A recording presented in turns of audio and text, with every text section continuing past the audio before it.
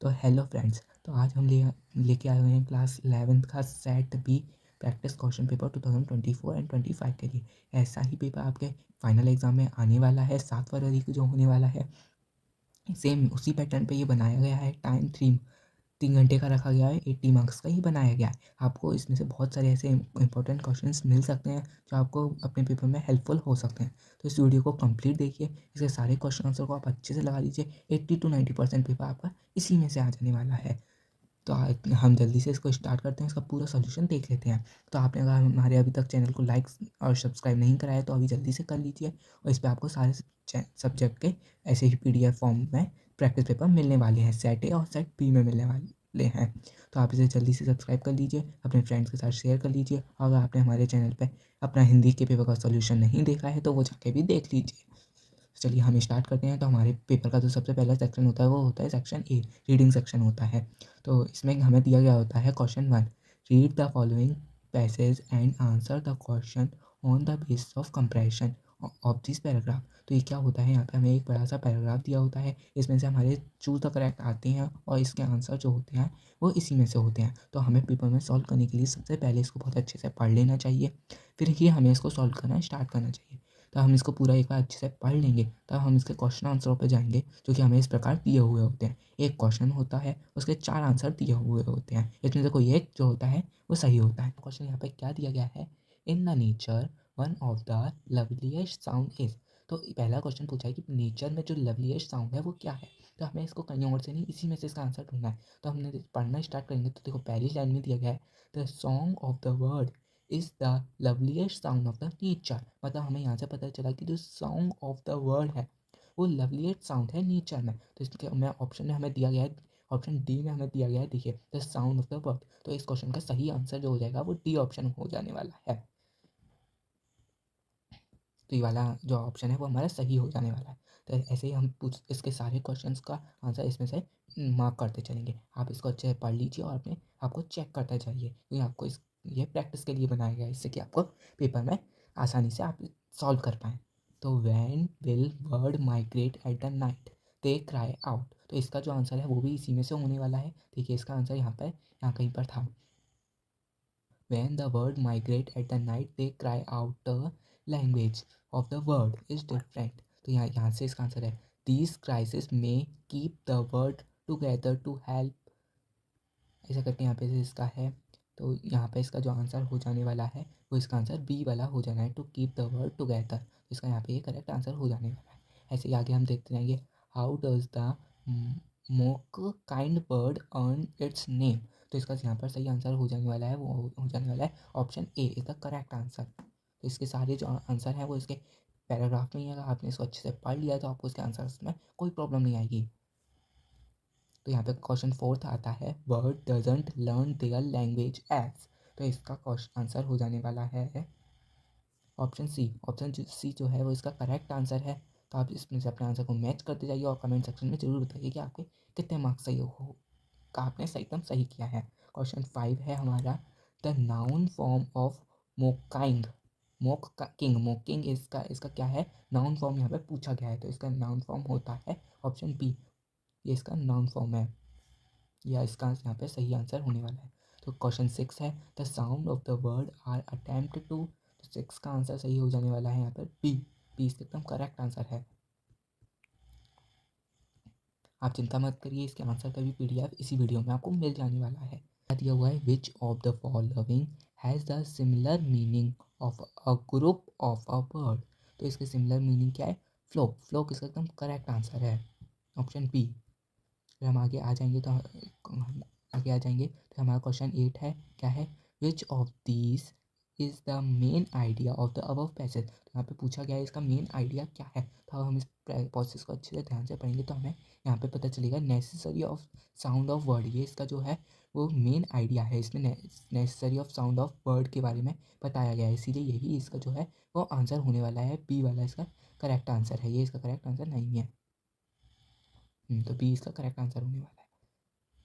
तो हम तब आगे बढ़ते हैं, तो हमें 2 क्वेश्चन और हैं, तो 10 क्वेश्चन हमारे पैसे से आते हैं। तो ये जो है ये क्वेश्चन है, why does the mother hen make sound. तो मदर हैन ने साउंड क्यों बनाई थी, ये इसमें दिया गया था कि मदर हैड ने साउंड इसीलिए बनाई थी to protect her chicks, and ये भी इसका था और ये भी इसीलिए तो बनाई थी टू गैदर हर चिक्स। तो ये दोनों ही इसके करेक्ट आंसर है, इसीलिए option D both B and C इसका सही आंसर होने वाला है। तो हमारा 10 क्वेश्चन क्या है, which of the following is true about the word. तो हमें बताने ये 3 स्टेटमेंट दिए हैं, इसमें से कौन से ट्रू है कौन सी ट्रू नहीं है।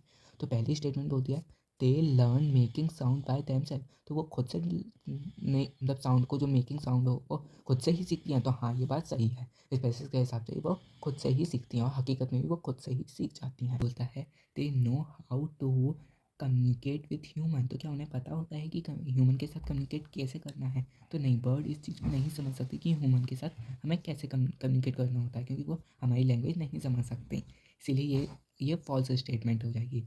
They can learn sound by other bird, तो वो अदर बर्ड से साउंड कैसे निकालना है ये सीखती हैं। तो हाँ, वो अपनी मदर फादर बर्ड या और बर्ड से सीखती हैं कि कैसे साउंड निकालना होता है। इसीलिए यहाँ पे ए वाला और सी वाला दो स्टेटमेंट ट्रू हैं, इसीलिए यहाँ पे डी ऑप्शन जो दिया हुआ है both A and C are correct. तो ये इसका सही आंसर हो जाएगा।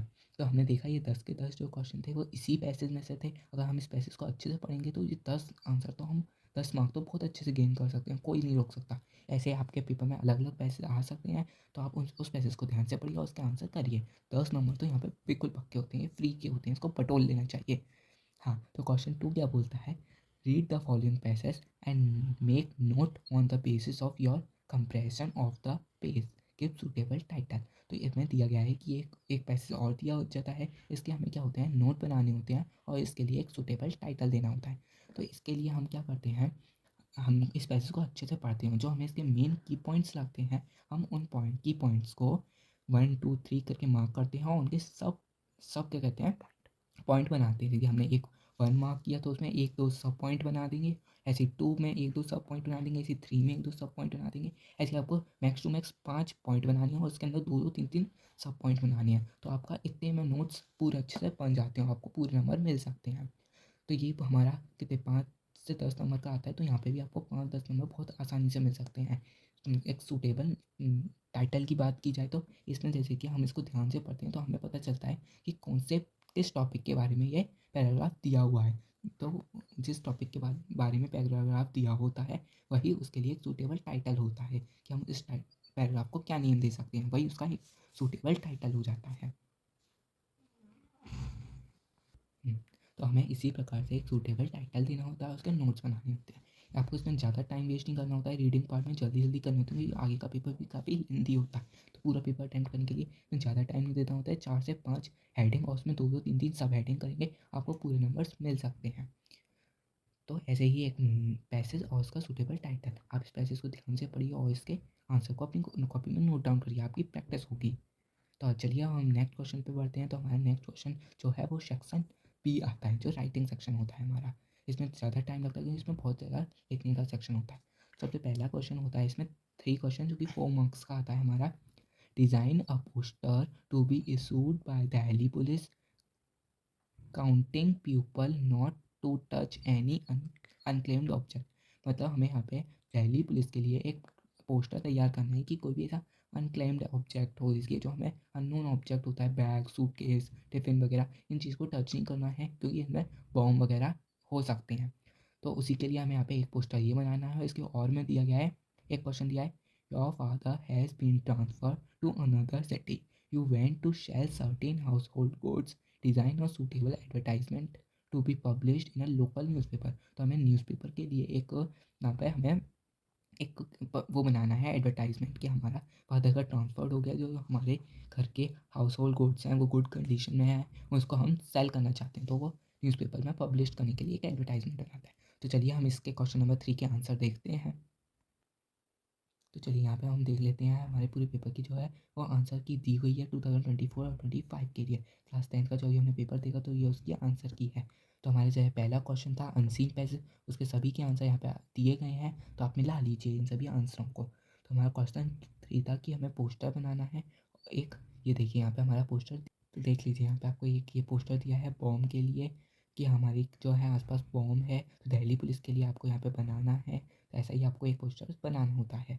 ऐसे ही एक हाउस होल्ड रूल है, ये बहुत इंपॉर्टेंट है, ये ज़्यादातर हर साल पेपर में आता है, तो आप इसको देख लीजिए कि ये कैसे बनाना होता है। इसमें आपको ये सब करना होता है, कॉन्टैक्ट नंबर, अपना नाम लिख दीजिए, यहाँ पे अपना मोबाइल नंबर लिख दीजिए, बस ऐसे ही आपको बनाना होता है पेपर में। ये भी बहुत आसान होता है बनाने के लिए। इसमें एक मेन पॉइंट होता है कि आपको इसको पूरे एक बॉक्स में, एक रेक्टेंगल बॉक्स बनाना होता है, फिर उसके अंदर ही बनाना होता है, तो आपको पूरे आपके 4 नंबर मिल जाएंगे इससे। चलिए हम अपना पेपर देखते हैं। तो देखिए हमारा क्वेश्चन नंबर 4 क्या कहता है, you are Abhishek Saxena Saxena residing at colony Indore. मतलब आपको यहाँ पे अपना एड्रेस वगैरह दिया गया है, आपका नाम वगैरह दिया गया है, तो आपको क्या करना है, न्यूज़पेपर कंपनी के लिए अगेंस्ट एक ये नॉइसलेस कॉस्ट लाउड स्पीकर के लिए आपको यहाँ पे एक वो बनाना है, लेटर लिखना है। और यहाँ पे आप नितेश रीडिंग एट, यहाँ पे आप रहते हैं civil line Jaipur MP, your friend pass in final exam write a letter. तो यहाँ पे क्या है उसके, आपका दोस्त है जो एक फाइनल एग्जाम पे पास हो गया, तो उसके लिए आपको वो बनाना है, यहाँ पे आपको लेटर करना है कि उसे कॉन्ग्रेचुलेशन आपको देनी है। तो हमारा ऐसा क्वेश्चन नंबर 4 होता है, आपको लेटर आप याद कर लीजिए, ये जाता है, ऐसे ही लेटर आते हैं आपके पेपर में। देन क्वेश्चन नंबर 5 क्या कहता है, write an articles of the following topic about 120 word. तो आपको 120 वर्ड में यहाँ पे एक आर्टिकल लिखना है, यहाँ पे टॉपिक दिए गए हैं, आप चाहे आर्टिकल लिख सकते हैं, यहाँ पे आप ये भी बना सकते हैं, रिपोर्ट बना सकते हैं आप स्कूल के मैगजीन के लिए, तो आपको जो पसंद है वो बना सकते हैं। तो ये 120 वर्ड में टॉपिक में आर्टिकल ज़्यादा आसान होता है, तो आप इस पर ज़्यादा फोकस करिए। तो यहाँ पे 3 टॉपिक दिए हैं, ऐसे ही और भी टॉपिक में आता है, तो आप इसको अच्छे से प्रिपेयर करके ही जाइएगा। तो हमारा अब सेक्शन सी जो है वो ग्रामर सेक्शन आता है, तो हम चलिए इस ग्रामर सेक्शन को जल्दी से सॉल्व कर लेते हैं। तो चलिए हमारा सेक्शन सी है, इसमें क्वेश्चन नंबर 6 आता है, इसमें 5 आपको करने होते हैं, यहाँ पे दिए आपके 6 होते हैं, इसमें एक आप छोड़ सकते हैं। तो 5 नंबर का आता है, तो ये डूअर्स डायरेक्ट है, तो आप चलिए इसे देख लीजिए और वीडियो को पॉज करके इसको खुद से सॉल्व करिए, हम इसके आंसर को अभी दिखाने वाले हैं। तो चलिए देख लीजिए इसके जो आंसर है वो यहाँ पे दिए हुए हैं। तो क्या पहला हमारा क्या था, how do you like living on a dash is island. तो यहाँ पे देखिए, तो हम इसको आइसलैंड को प्रोनाउंसिएशन करते हैं, तो यहाँ पे आइसलैंड एक वोवेल से प्रोनाउंस हो रहा है, इसीलिए यहाँ पे एक एन आ जाता है। ठीक है, तो क्वेश्चन 2 है, this is a man dash deliver fish vegetable daily. ये वो मैन है जो रोज़ फिश एंड वेजिटेबल डिलीवर करता है, तो इसके लिए यहाँ पे हु आ जाएगा। तो 3 है, the traffic rules must be follow, हमें ट्रैफिक के रूल हमेशा ही फॉलो करना चाहिए। क्वेश्चन 4 है, place the pain on the table, हम पेन को जो है टेबल के ऊपर प्लेस करते हैं, इसीलिए यहाँ पे ऑन यूज़ हुआ है, अगर टेबल के अंदर तो करते नहीं है, इसीलिए एन यूज़ नहीं हुआ है। तो 5th है, we were late for the show but we didn't take a taxi, तो इसीलिए यहाँ पे ये बट आ जाता है। The childrens are playing in the field now, तो अभी जो है वो चिल्ड्रंस जो है वो प्ले कर रहे हैं गार्डन फील्ड में। तो ऐसे करके आपके सारे fill in the blanks complete हो जाते हैं। तो चलिए नेक्स्ट क्वेश्चन देखते हैं।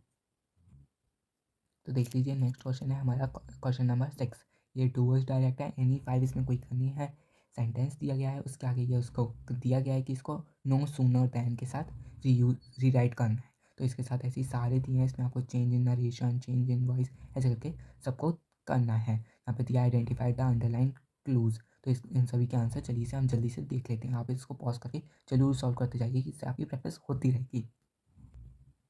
तो देखिए यहाँ पे हमें डू डायरेक्ट के सारे आंसर दिए गए हैं, तो ऐसे ही हमें इन्हें सॉल्व करना होता है। ऐसे ही हमें सॉल्व करना होता है, जैसा इसमें दिया गया था वैसे ही हम इसे सॉल्व करेंगे। तो आप अपने कमेंट बॉक्स में ज़रूर बताइए कि आपने तब सॉल्व किया तो कितने आपके सही रहे और कितने गलत रहे। तो ऐसे ही करके यहाँ पे सभी के आंसर हैं, आप जल्दी से देख लीजिए, वीडियो भी बहुत लॉन्ग हो रहा है इसलिए मैं जल्दी जल्दी कर रहा हूँ। यहाँ पे हमने देख लिया जो हमारा सेक्शन था, सेक्शन सी ग्रामर सेक्शन, वो कंप्लीट हो चुका है, इसके सारे आंसर हमने देख लिया है। अब हम नीचे चलते हैं, जो हमारा नेक्स्ट सेक्शन है वो section D, text book section है, ये आपकी टेक्स्ट बुक से हॉर्नबिल और पोइट्री, हॉर्नबिल और स्नैपशॉट से ही आया है। तो जैसे यहाँ पे हम देख सकते हैं, read the following passage carefully and answer the question given below. ये पैसेज हमें दिया गया है, ये हमारे सेकंड चैप्टर जो है ना, we are not afraid to die, उसी से दिया गया है, जिसमें उसकी डॉक्टर का नाम था जुनैद खान, और ये उसी से हमारा लिया गया है। तो इसके में हमें क्या करना है, इसके नीचे जो हमें चूज़ द करेक्ट के क्वेश्चन दिए गए हैं, इसको इसी टेक्स्ट में से हमें करना है। तो ये बहुत सिंपल होता है, ये आपने चैप्टर पढ़ा भी होता है तो आपको बहुत आसानी से समझ आ जाएगा, और इसके आंसर आपको इसमें मिलाने हैं। चलिए हम इसका आंसर देखते जाते हैं। तो क्वेश्चन क्या बोलता है, क्वेश्चन बोल रहा है, क्वेश्चन तो चुप है क्वेश्चन तो हम स्टार्ट करते हैं। What was the occupation of the winter writer. Writer का क्या यहाँ पे ऑक्यूपेशन था, तो यहाँ पे ये पूछा गया कि राइटर का ऑक्यूपेशन क्या था। तो हमें पता है राइटर जो था वो एक बिजनेसमैन था और वो अपने मतलब नाव से समुद्री यात्रा किया करता था, लेकिन वो एक बिजनेसमैन था। तो इसका पहले का आंसर जो हो जाएगा वो हमारा हो जाएगा कि वो एक बिजनेसमैन था। ठीक है। तो हमारा नेक्स्ट क्वेश्चन पूछता है what does the suffering means in the context text of the passage. यानी इस पैसेज में जो शेफरिंग है उसका क्या मतलब है। तो यहाँ पे शेफरिंग का मतलब जो होता है वो रेगुलर ट्रैवल बाय सी, जो रेगुलरली सी के द्वारा ट्रैवल करते हैं वो कहलाते हैं शेफरिंग। तो इसका सही आंसर हो जाएगा ऑप्शन सी। ऑप्शन सी इसका करेक्ट आंसर हो जाएगा। तो हमारा नीचे हम बढ़ते हैं। तो क्वेश्चन 3 है what was the name of their boat. तो उनकी बोट का क्या नाम था। तो हमें चैप्टर में बताया गया कि उनकी बोट का जो नाम था वो वेव वॉल्कर था। कि अगर आपने चैप्टर पढ़ा है तो आपको बहुत आसानी से आपको टेक्स्ट को पढ़ने की जरूरत भी नहीं पड़ेगी, आप बहुत आसानी से इसको सॉल्व कर सकते हैं। हाँ, तो हमारा जो फोर्थ क्वेश्चन क्या बोल रहा है what which of these is similar to meaning of lazier. Lazier तो इसमें क्या है, जो इसका जो सिमिलर मीनिंग है वो लेजियर वो क्या है, फ्री टाइम। फ्री टाइम इसका जो सही है वो आंसर है। लेजियर का मतलब जो होता है वो फ्री टाइम होता है जिनके पास।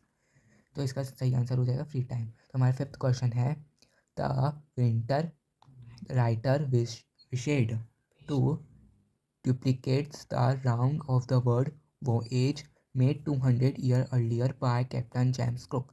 तो यहाँ पे ट्रू फॉल्स में पूछा गया है कि जो राइटर थे वो उसी की तरह अपनी यात्रा करने चाह रहे थे जैसे वो जेम्स कुक ने 200 ईयर अर्लियर की गई थी। तो ये बात हाँ एकदम सही है। तो वो उसी की तरह अपनी वो चाह रहे थे कि हमारी भी जर्नी उन्हीं की प्रकार हो, उसी की तरह हम जर्नी करें।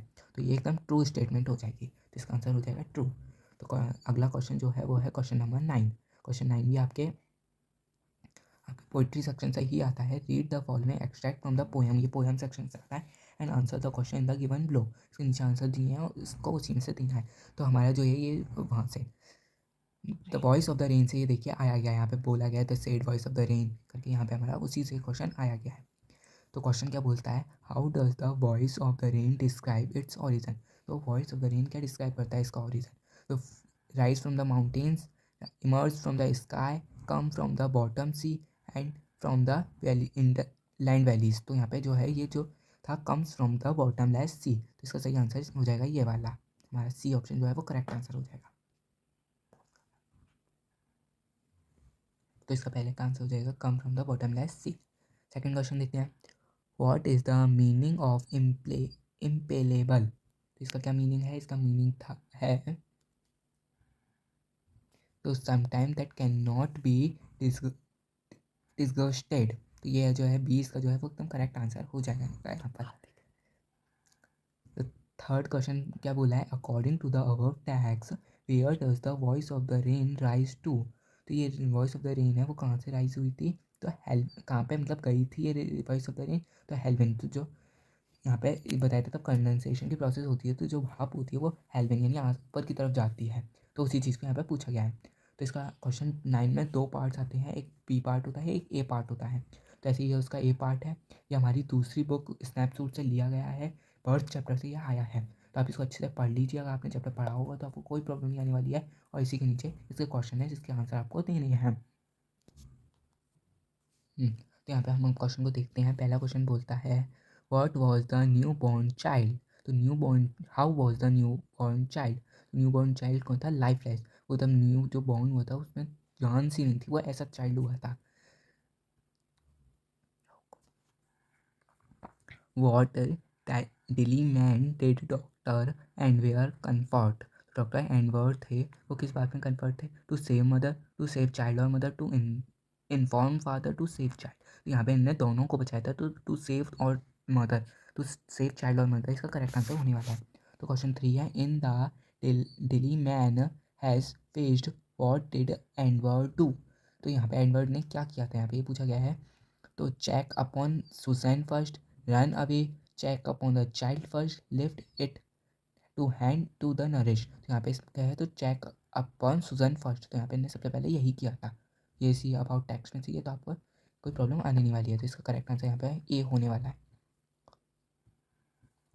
तो 4 है which of these is similar meaning to the word disappeared. Disappeared इसका क्या मीनिंगफुल हो जाएगा, तो फेरेंटिक। डी जो है वो इसका करेक्ट आंसर है।